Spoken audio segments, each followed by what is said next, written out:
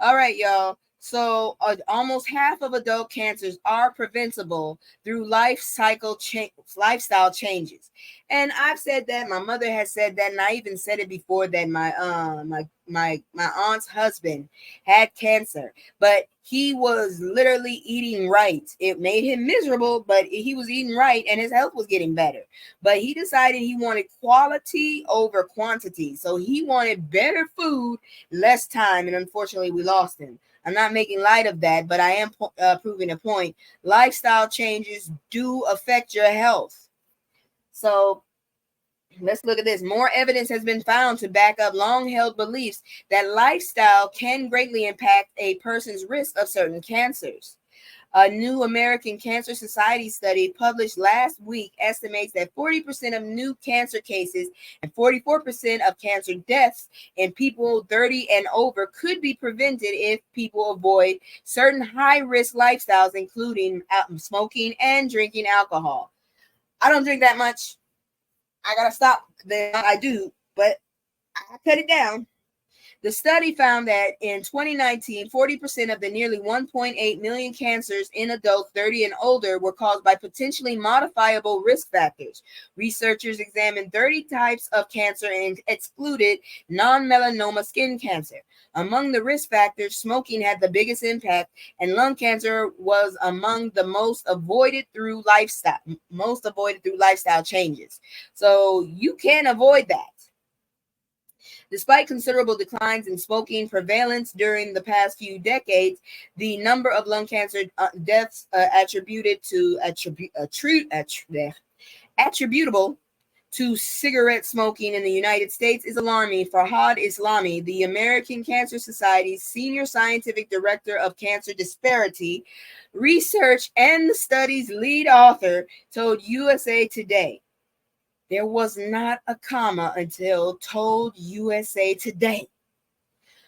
Other risk factors examined by researchers were excess body weight, alcohol consumption, physical inactivity, diet, and infections such as HPV, which most people get when they're not paying attention to protection in their late teens and early 20s, you perverts. Who the hell is that? Is that King Von? That ain't King Von. Anyways, according to the study in 2019, not King Von, King Bach. That's who I thought it was, and that's not him. According to the study in 2019, these risk factors were linked to more than 700,000 new cancer cases and more than 262,000 deaths. These are things that people can practically change how they live every single day to reduce their risk of cancer. Dr. Arif Kamal, Chief President Officer with the American Cancer Society, told CNN. Oh, and Terry, don't forget to check out the new video I let out. I did my 10 list that I told you about. I'm going to do part 2 probably this weekend. That's it for that story. I got one more, and then we're going to do our weird ass news. And it is very freaking weird. Just letting you know, it's weird. All right. Study finds toxic metals in tampons, including organic brands.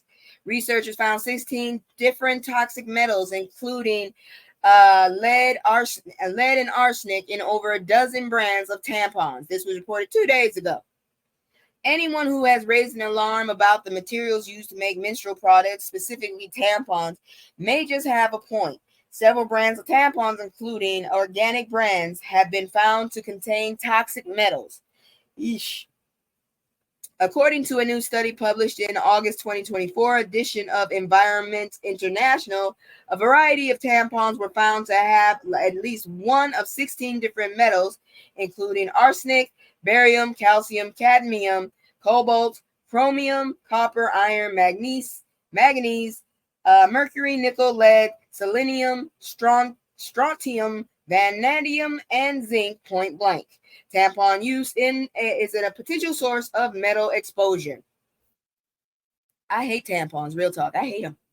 I don't use those bitches. I ain't telling you what I use, but I don't use those. The researchers analyzed the materials of 24 products from 14 brands, ranging from generic to store brand to organic. While brands were not identified and not all of the tampons tested came back positive for the same metals at the same levels, researchers are still concerned with at least one metal in particular. and that is concerning. We found lead in all the tested tampons.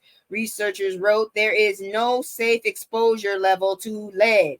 Any proportion of lead that may leach out of a tampon and reach systemic circulation might contribute to negative health outcomes. Lead is stored in bones where it replaces calcium and can be retained in the body for decades. Be careful, y'all. With half of the population administrating, yeah, I'm not saying it again. And the study notes between 52 and 86 of the people using tampons. This news potentially applies to a wide swath of society. Meanwhile, earlier this year, a report noted that children in Black communities are increasingly beginning their cycles earlier than the average age of 12. Mine was 13. I knew a girl started at 6 though. The tampon study notes that future research is needed to replicate its findings and ascertain whether metals can leach out of tampons and cause harm during use.